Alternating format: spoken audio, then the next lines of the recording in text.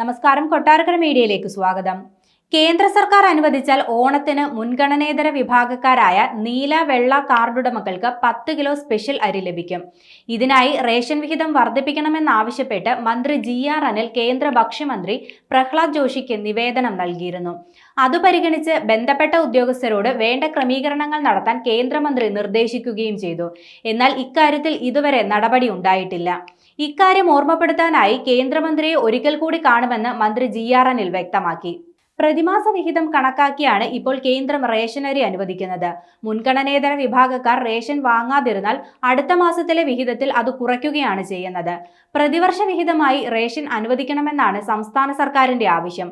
അങ്ങനെയാകുമ്പോൾ ഉത്സവ സീസണുകളിൽ കൂടുതൽ അരി വിതരണം ചെയ്യാനാകും. അല്ലെങ്കിൽ ഉത്സവ സീസണുകളിൽ കൂടുതൽ അരി പ്രത്യേകമായി അനുവദിക്കണം.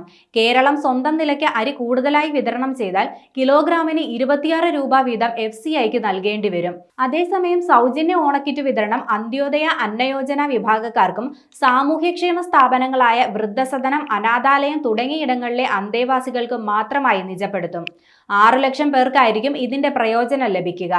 AAY വിഭാഗങ്ങൾക്കുള്ള സൗജന്യ കിറ്റ്, സ്പെഷ്യൽ പഞ്ചസാര, സ്കൂൾ കുട്ടികൾക്കുള്ള അരി, ആദിവാസി ഗ്രൂപ്പുകൾക്കുള്ള കിറ്റ് എന്നിവ ഓണത്തിന് ഒരാഴ്ച മുൻപ് തന്നെ വിതരണം ചെയ്യുമെന്നും അധികൃതർ വ്യക്തമാക്കി.